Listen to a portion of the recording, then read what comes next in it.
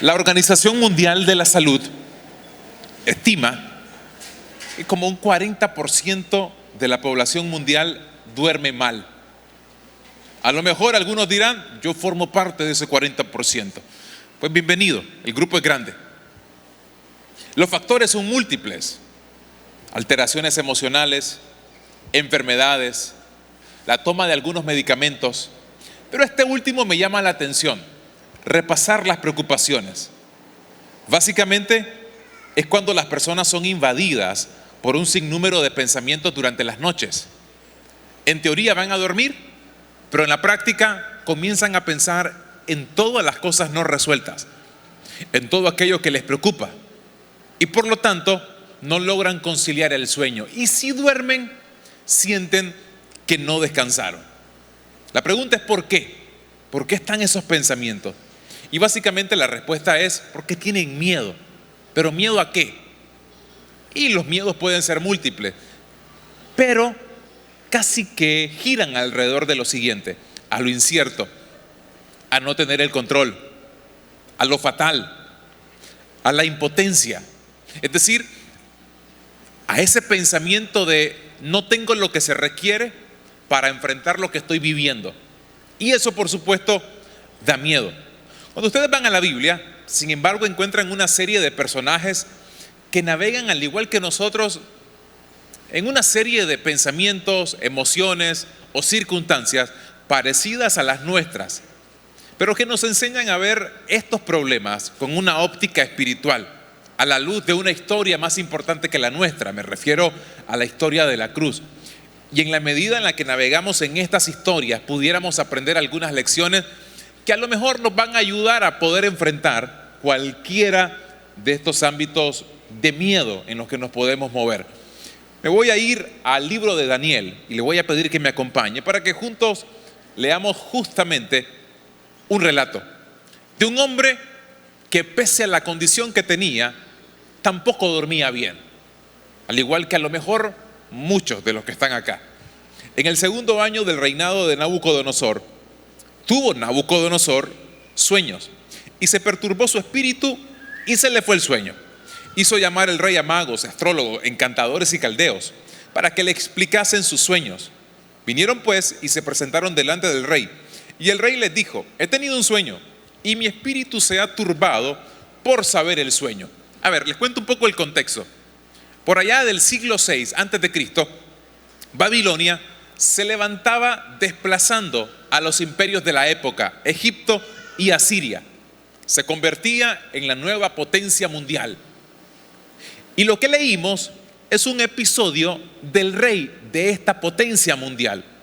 ¿Por qué es importante? Porque al menos me lleva a construir una idea. El hombre más poderoso del mundo no dormía bien.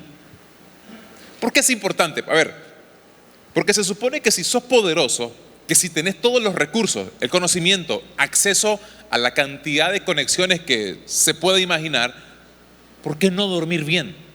¿Por qué no descansar si en teoría has logrado lo que muchas personas han tratado de conseguir? La tranquilidad que te ofrecen los recursos ilimitados, la tranquilidad que te ofrece el conocimiento, la tranquilidad que te ofrece el exceso de recursos. ¿Por qué no dormir bien? Y la respuesta es sencilla: porque este hombre estaba preocupado por un sueño que había tenido. Noten por favor lo que dice el versículo 31. En su sueño, su majestad veía una estatua enorme, de tamaño impresionante y de aspecto asombroso. Hasta ahí el sueño no parece muy aterrador ni digno de preocupación. Hasta ahí este sueño pareciera que se refiere de manera directa al mismo Nabucodonosor. A lo mejor es la forma en la que él pretendía que las personas lo miraran, como un hombre grande, poderoso, influyente, asombroso, impresionante, de aspecto literalmente impresionante.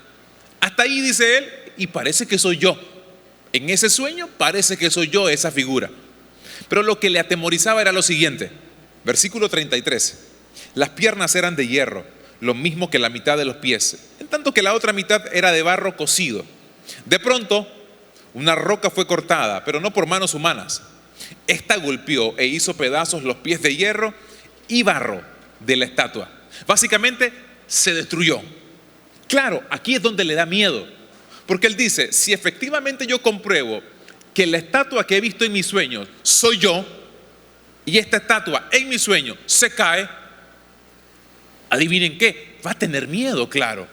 Porque a lo inmediato él piensa, y a lo mejor me va a ir mal. ¿Qué significará este sueño? De seguro es la primera pregunta que se le viene a la cabeza. ¿Significaba que su imperio iba a desaparecer? Tienen que meterse en la mente de aquella gente. Para aquellas personas, los sueños no es como lo son para nosotros hoy. Digo, hay algunos casos también donde la gente le da un valor muy místico a los sueños. Y entiendo que a veces puede haber un ingrediente espiritual. Pero hoy por hoy, ¿un sueño qué es? A veces es un nacatamal que te comiste en la noche. A veces es simplemente la dinámica natural de la mayoría de los seres humanos. Soñamos. Pero para estas personas, el sueño no era simplemente algo natural. Podía significar un mensaje divino. Podía ser algo que de verdad le tenía que prestar atención. ¿Llegaría alguien para explotar sus puntos débiles? No sé, se le pudieron haber cruzado una serie de pensamientos. Pero ¿por qué? Otra vez, insisto, ¿por qué tener miedo si sos poderoso? ¿Por qué tener miedo? Un brillante teólogo del siglo pasado dijo esto: las personas que anhelan el poder están ansiosas y tienen miedo. Toda persona que anhela poder vive con ansiedades y tienen temores. Tim Keller, pastor y teólogo, fallecido no hace mucho, escribió lo siguiente sobre el mismo tema: cuanto más asciende una persona, mayor es la posibilidad de padecer una caída espantosa, porque tiene mucho que perder. Claro, ustedes pueden pensar, a ver, si alguien ha ascendido en el escalafón social, económico, profesional, llegado a niveles donde muy pocos llegan, es natural que tenga miedo, es natural que le tema al fracaso, a la decepción, etcétera, porque lo que va a perder es mucho. Eso sucede de forma natural, por ejemplo, cuando ustedes ascienden a una montaña, mientras más alta es la montaña, la caída te va a doler más, ¿no? Obvio, por obvias razones. Bueno, básicamente se aplica lo mismo en este caso. Mientras más alto estás, más le tenés miedo a caer. Y es justamente lo que está pasando con Nabucodonosor. Cuando uno tiene este tipo de miedo, hace locuras para tratar de sostenerse, para tratar de mantenerse muy, pero muy seguro. Ahora, esto no aplica únicamente para aquellos que tienen posiciones gerenciales, para aquellos que están en posiciones de poder político. Para ellos es, pero también para otros. Porque cada uno en su propio contexto tiene sus propias ambiciones, las propias cimas que quiere alcanzar, sus propias montañas que quiere escalar. Algunos tal vez ya se encuentran o sienten que ya están escalando esa montaña del éxito que tanto anhelan. También va para ustedes, para aquellos que dicen, sí, pero yo no soy un rey, yo no soy un monarca, a mí tal vez no me cabe muy bien el mensaje. No, es que todos tenemos ciertas montañas que escalamos, ciertos éxitos que queremos alcanzar. Y cuando estás ahí, te da miedo perderlo también, naturalmente. Y uno, por el mismo miedo, comienza a tratar de aferrarse a aquello que tanto te ha costado. Y aquí es cuando uno hace locuras. La gente miente para mantener una posición empresarial, miente para mantener una buena apariencia. Estás mal, pero mentís para mantener la montaña de apariencia que construiste con los años.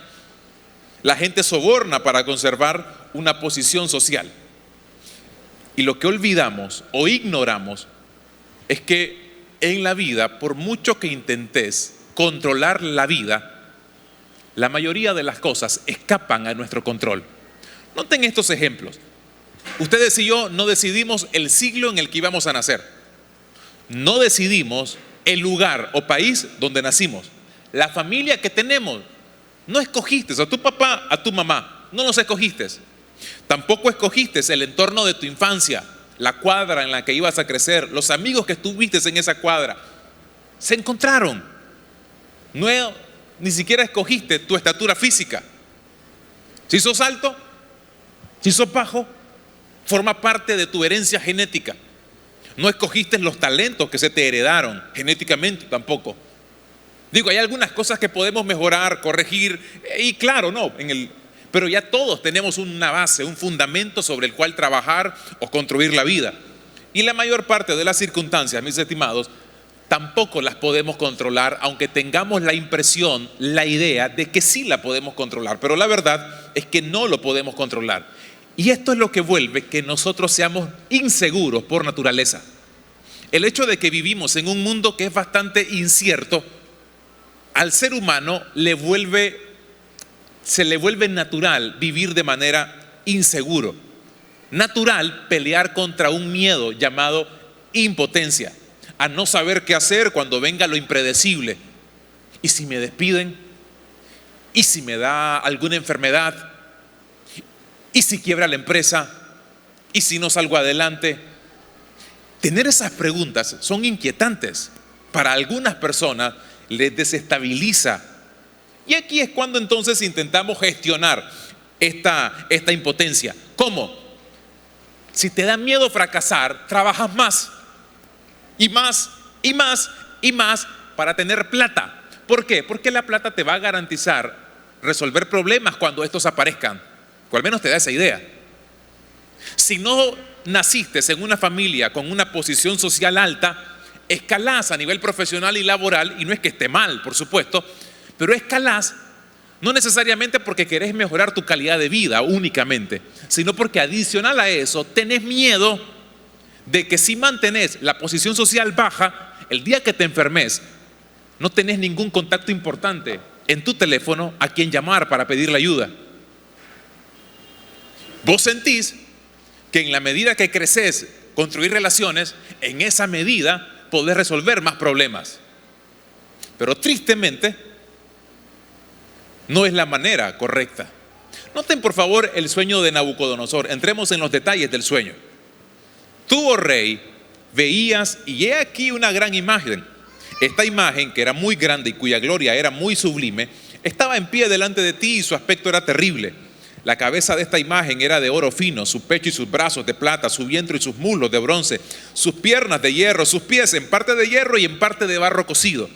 Estabas mirando hasta que una piedra fue cortada, no con mano, e hirió a la imagen en sus pies de hierro y de barro cocido y los desmenuzó.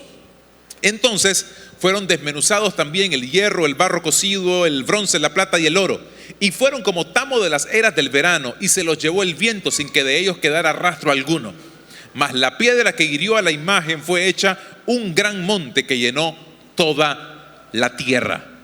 Ahora presten atención a la lección de este sueño. Me voy a evitar entrar en los detalles, porque sería entrar en un simbolismo que en este momento no me interesa por el fin del mensaje.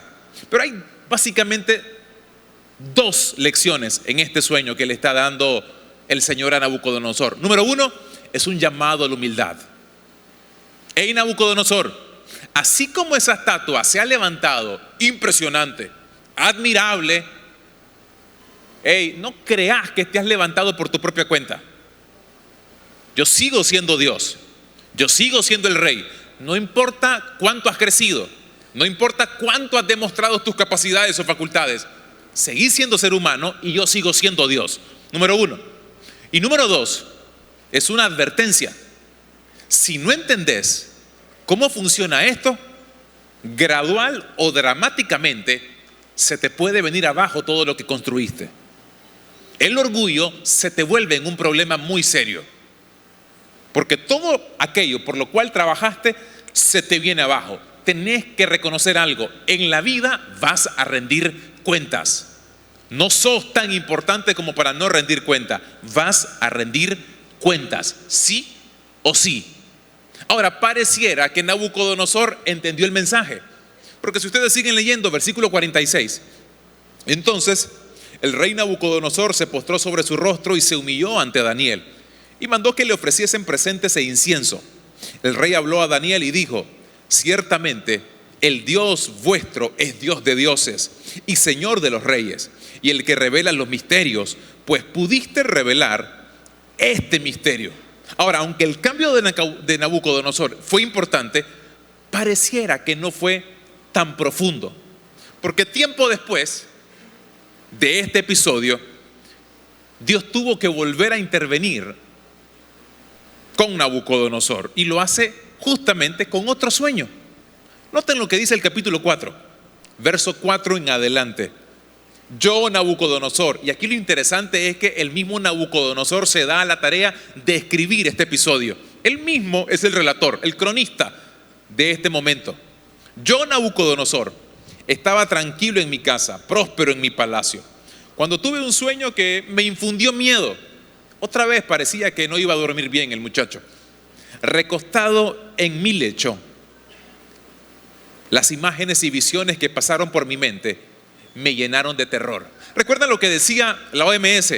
La gente a veces no duerme bien por enfermedades, medicamentos, alteraciones emocionales o por repasar preocupaciones. Algo así estaba viviendo en este momento en Nabucodonosor. Por lo tanto, lo que decía la OMS no es nada nuevo. Estaba pasando preocupaciones, repasando preocupaciones Nabucodonosor, sentado en su cama o acostado, recostado, como dice el texto, en su lecho. Las imágenes que le venían le alertaban mucho, le preocupaban mucho. Veía ante mí, dice el verso 11, un árbol de altura impresionante plantado en medio de la tierra. El árbol creció, se hizo fuerte y su copa tocaba el cielo, hasta podía verse desde cualquier punto de la tierra. A diferencia del primer sueño, este no era una figura, una estatua, era un árbol. Pero parecía que la idea seguía siendo la misma. Representaba al mismo Nabucodonosor. Verso 12, tenía un hermoso follaje y abundantes frutos. Todo el mundo hallaba en él su alimento. Aún las bestias salvajes venían a refugiarse bajo su sombra y en sus ramas anidaban las aves del cielo. De él se alimentaban todas las criaturas. Hasta ahí no parece nada malo, ¿sí? ¿Sí o no? Lo que parece es algo relativamente bueno. Está describiendo la grandeza de alguien a través de la figura de un árbol. Pero lo que a continuación sucede es lo que a él le llena de terror. Verso 13. Mientras yo seguía acostado, un ángel bajó del cielo y a gritos anunció: echen abajo ese árbol, córtenle las ramas, déjenlo sin hojas, arránquenle su fruta, que se vayan los animales que se cubren con su sombra, que se vayan los pájaros que anidan en sus ramas, déjenle solo el tronco y no le arranquen las raíces. Y ahí sí se le metió el miedo, porque otra vez se repetía la historia. Le van a arrancar la vida, lo van a cortar. Aquí aparece en escena Daniel, el profeta del momento, un hombre respetado para ese tiempo, ya por el mismo Nabucodonosor. Y viene Daniel y le dice: la interpretación del sueño y el decreto que el Altísimo ha emitido contra su majestad es como sigue: usted será apartado de la gente y habitará entre las bestias del campo. Noten ahora la denuncia, o más que la denuncia, lo que se le avecina a Nabucodonosor. Habitará entre las bestias del campo, comerá pasto como el ganado y se empapará con el rocío del cielo. 7 años pasarán hasta que usted reconozca que el Altísimo es el soberano de todos los reinos del mundo y que se los entrega a quien Él quiere. La orden de dejar el tocón y las raíces, porque recuerden que en el sueño Él está como un gran árbol y luego vienen ¡fum! Y se lo vuelan, pero no se lo vuelan todo, dejan un tronquito, como cuando usted o yo cortamos un árbol de la casa, no lo cortamos completamente, dejamos el tronco y por supuesto las raíces que están por ahí todavía. Y ese tronco a veces puede volver a reverdecer y a veces se seca. Bueno, era lo mismo en esta oportunidad, la misma idea. La orden de dejar el tocón y las raíces del árbol quiere decir que su reino le será devuelto cuando haya reconocido, noten esta parte, que el verdadero reino es el del cielo. Por tanto, yo ruego a su majestad aceptar el consejo que le voy a dar. Renuncie usted a sus pecados y actúe con justicia. Renuncie a su maldad y sea bondadoso con los oprimidos. Tal vez su prosperidad pueda continuar. Qué difícil habrá sido para Daniel dar este mensaje. A ver, mi señor Nabucodonosor, le cuento algo. Ese árbol es usted, así de grande. Así como ese árbol se miraba desde cualquier rincón del planeta, bueno, su grandeza se mira desde cualquier lado. Usted, su fama la ha expandido por todo el mundo. Literalmente todos saben quién es Nabucodonosor. Todos saben lo que usted ha logrado. En la empresa, usted es conocidísimo. Todos saben sus facultades, sus capacidades. Todo el mundo sabe. En la cuadra, lo conocen como un hombre trabajador, como una mujer trabajadora, profesional, excelente en la materia. Muy bueno. Pero cuidado, si usted no abandona la forma en la que maneja su vida, será cortado. Noten el mensaje que le está dando Daniel. Si no abandona su pecado, usted será cortado. Le va a ir mal. No hace falta avanzar mucho en el texto para darse cuenta que un año después, pasó un año, y Nabucodonosor no hizo caso a lo que escuchó. Él dijo en una oportunidad: qué grande que soy, qué guapo, qué inteligente, qué glorioso. Salió de su palacio y mira el palacio, qué clase de palacio que me construí. De verdad que yo soy impresionante. Qué clase de hombre. Mira todas las mujeres que están rendidas a mis pies. Mira todo lo que puedo conseguir. Alcancé la gerencia. Logré establecer mi empresa. Mira qué grande que soy. Soy importante. Y en el nivel ministerial no escapa tampoco el asunto, ¿no? Mira el ministro que soy. Mira cómo Dios me usa. Miren. Es cuando yo hablo y la gente tocada. Y el orgullo de uno nos tiene allá. Y noten lo que se le dijo a Nabucodonosor: si seguís así, te volvés una bestia. Y la bestia no es una figura literal, sino lo que le está diciendo es: vas a perder la cordura. Literalmente lo que cuentan la mayoría de expertos en el Antiguo Testamento es que Nabucodonosor, lo que le sucedió es que perdió la cordura. Se volvió loco literalmente. Un hombre que se volvió loco. Y en lugar de habitar como cualquier persona, habitó entre las bestias del campo, entre animales. 7 años, imagínense. Loco. El orgullo nos vuelve bestias. En un sentido, personas que no entienden cómo deberíamos de comportarnos. Nos hace perder la cordura. Una de las grandes ironías, decía un teólogo, del pecado es que cuando los seres humanos intentan convertirse en algo más, ser como dioses, caen hasta un estado inferior al de las personas. Pretendiendo ser más grande que cualquiera, te volvés más bajo que todos.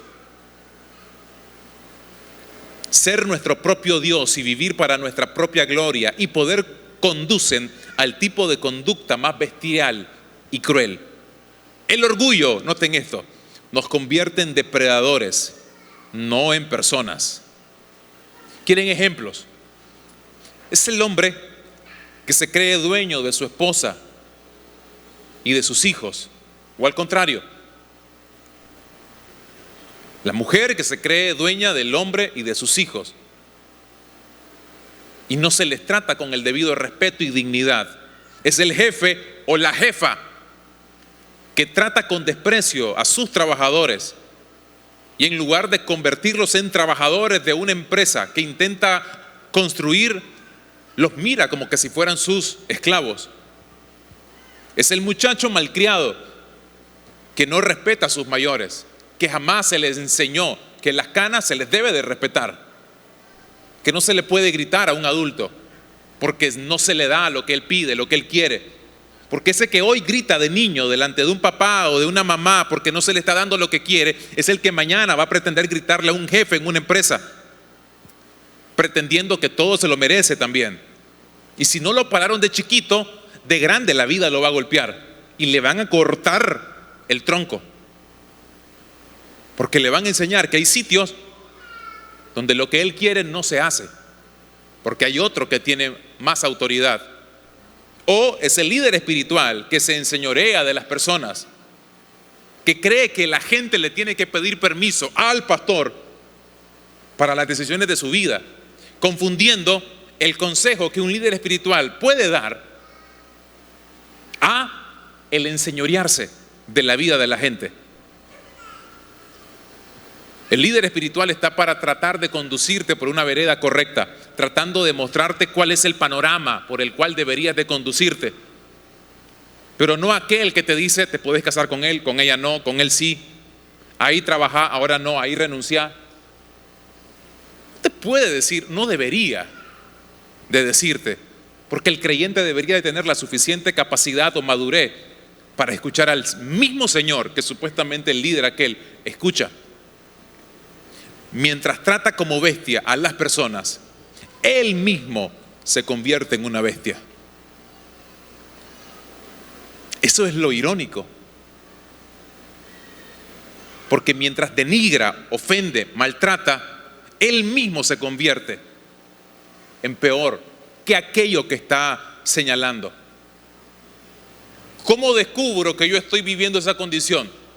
¿Cómo me doy cuenta? Permítanme hacer un test en el que todos nosotros podamos ser sinceros con nosotros mismos y tratar de descubrir cómo vamos. Aquí está la primera pregunta que les lanzo. Número 1, ¿tiendes a ofenderte con facilidad? Nuestra mucha sensibilidad hacia los demás es una evidencia de orgullo. Una vez leí a un autor que decía que la gente no hiere nuestros sentimientos, hiere nuestro ego. Y muchas veces somos hipersensibles ante lo que la gente dice sobre nosotros, no porque estamos en defensa de nuestra dignidad, sino porque en el fondo lo que nos dolió es que haya intentado machacar nuestro ego. Eso es lo que nos dolió. Yo entiendo que evidentemente hay algunas personas que dicen cosas que no deberían de decir. Y yo entiendo que uno debe de poner límites a algunas cosas que las personas puedan decir sobre nosotros. Pero otra cosa es que yo no logre diferenciar que lo que realmente me dolió es que piensa menos de mí. Que piensa menos de mí. Decía Charles Spurgeon, príncipe de los predicadores, allá en el siglo XIX, si alguien habla mal de ti, no te enojes con esa persona, porque si realmente te conociera, hablaría peor.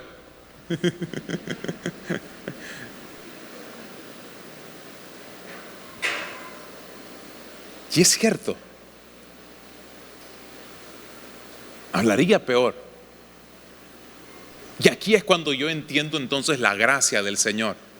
Porque si alguien puede hablar mal de mí, porque me conoce muy bien, es Él. Y decide dispensar gracia. Y decide mostrarme amor. Si Él me llama pecador y me llama,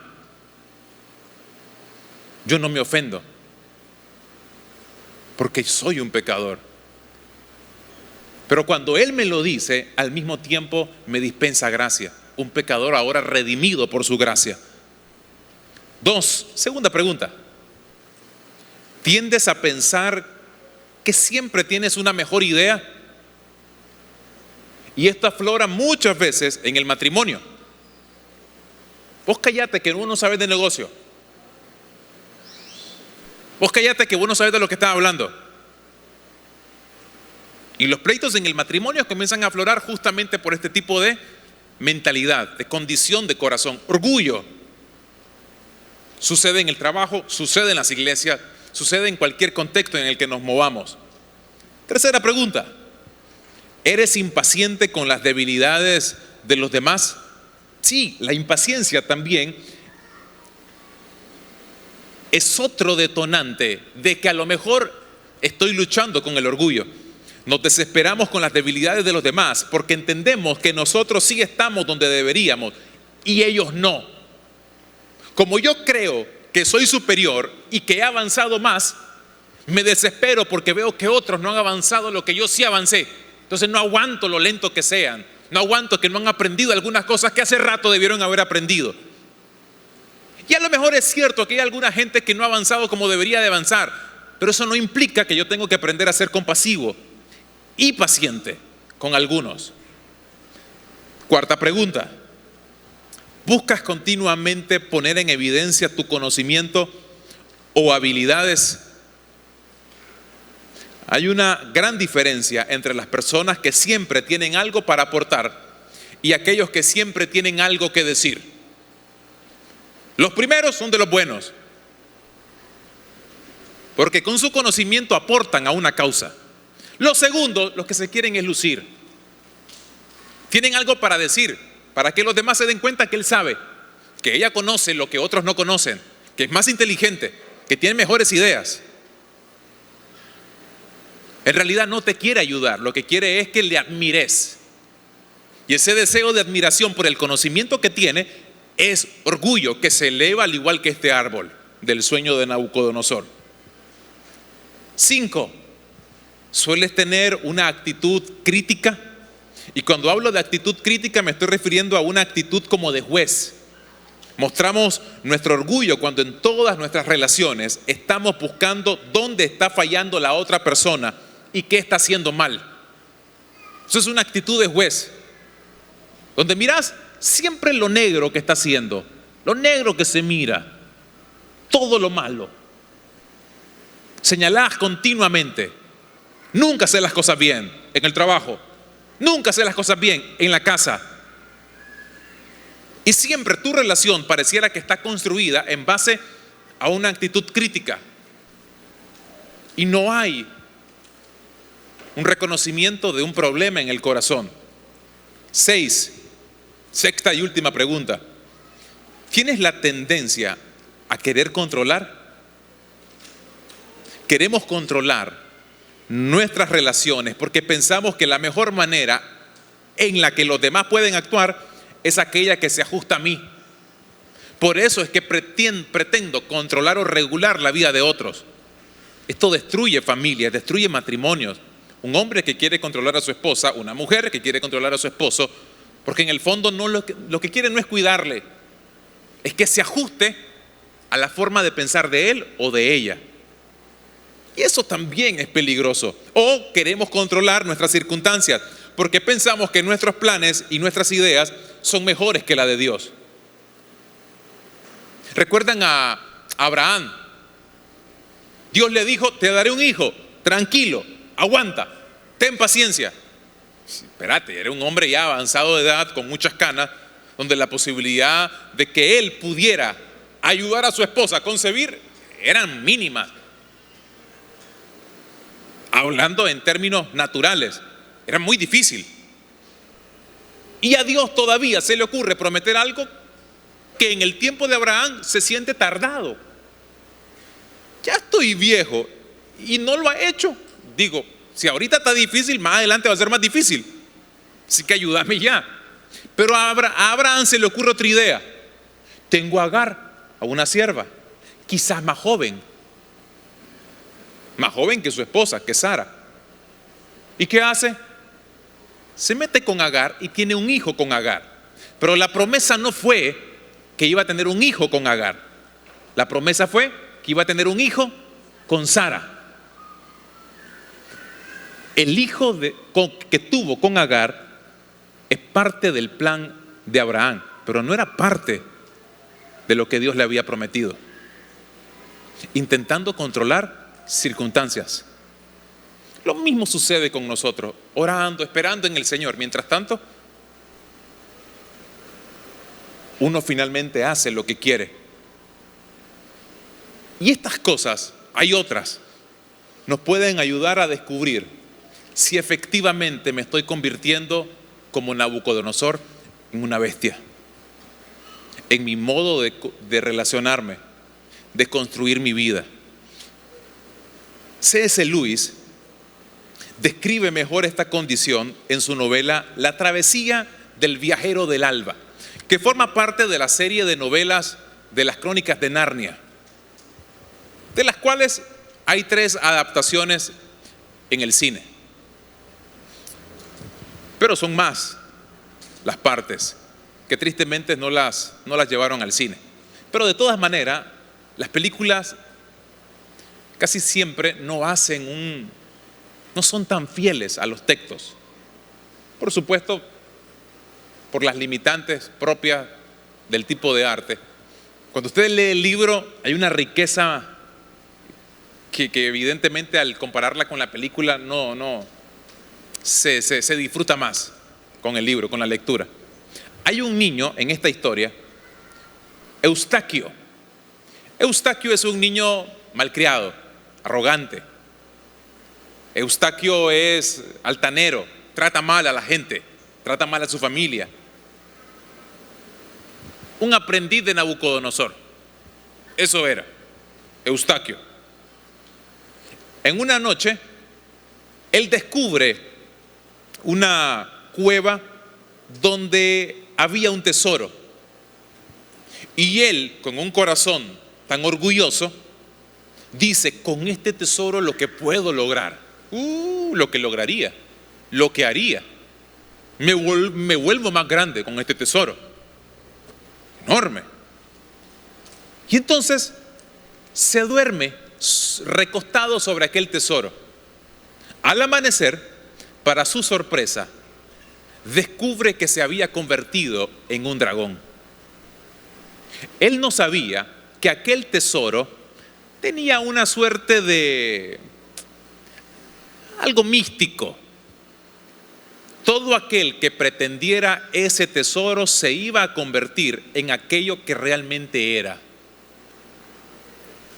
Y en este caso, este niño era una bestia por dentro. Y el tesoro únicamente sacó lo que era. ¿Han visto esos casos de gente que te dice: vieras cómo era cuando no tenía dinero? Sencillo, un hombre modesto, humilde, platicón, alguien cercano. Hoy que tiene plata ni lo puedes ver. Le tenés que pedir permiso para saludarlo. Y pareciera que ahora se cree la última Coca-Cola del desierto. No sé, es muy especial. Se convirtió en dragón. ¿Lo cambió la plata? No lo cambió la plata. La plata simplemente sacó lo que ya era. Lo que pasa es que antes no lo sacaba porque no tenía plata.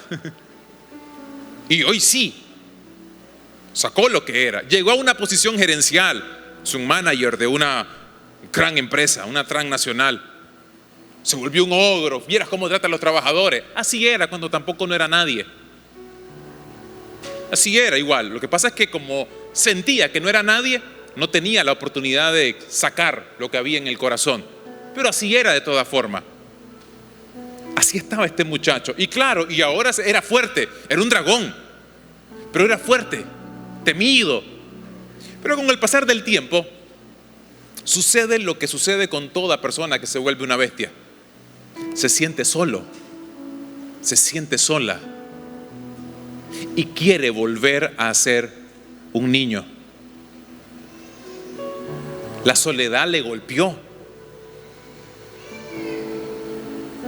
Mis estimados, no importa con cuántas mujeres te has acostado,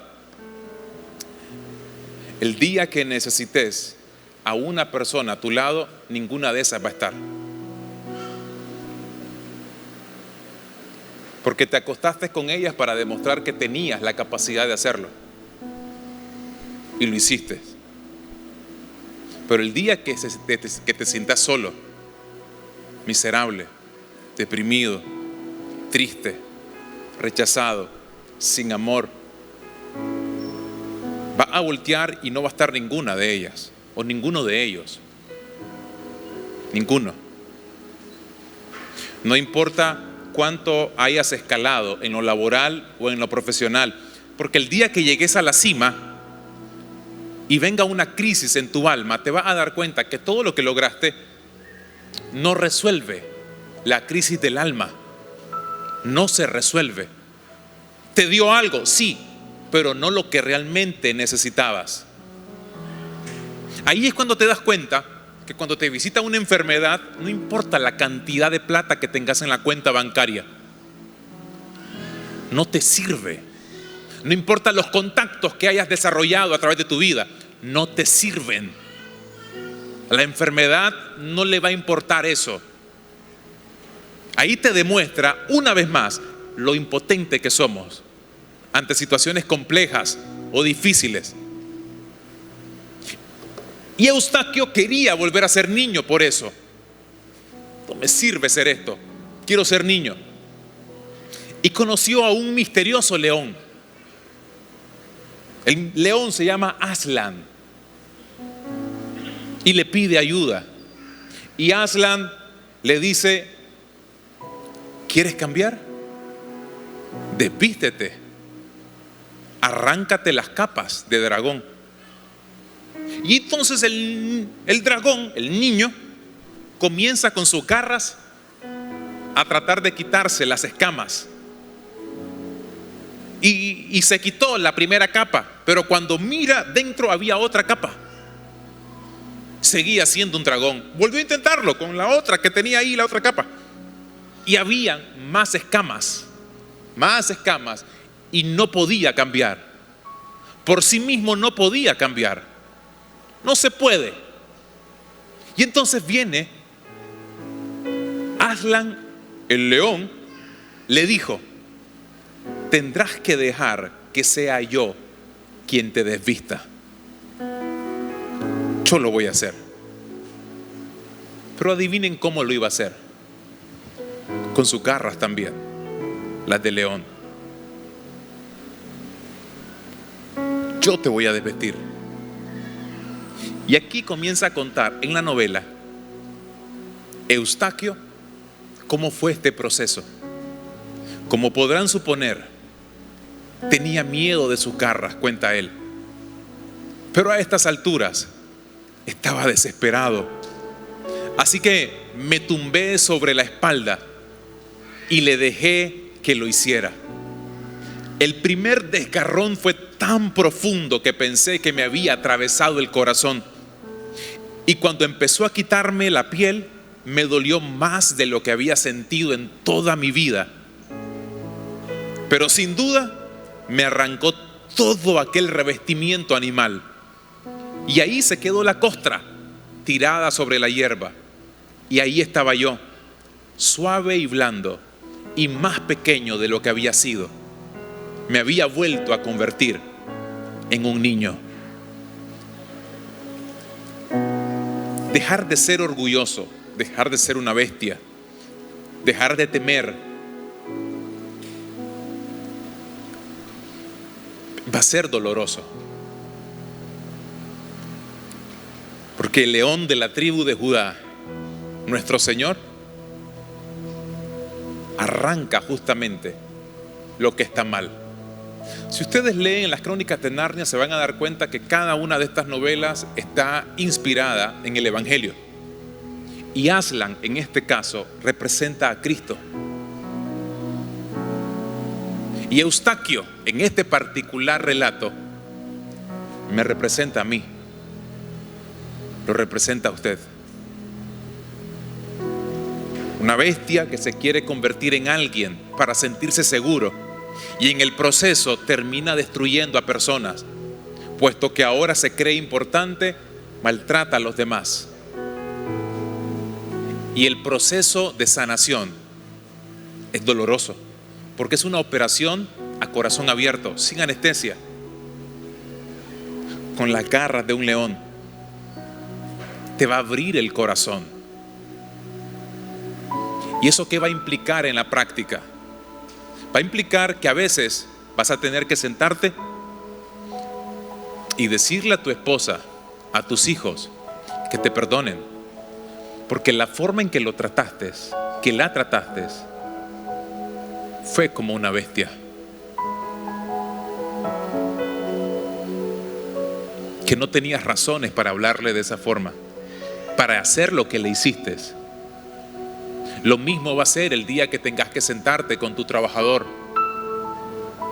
No, pero es que si hago eso viera. Sí, viera. Te lastimaría el ego.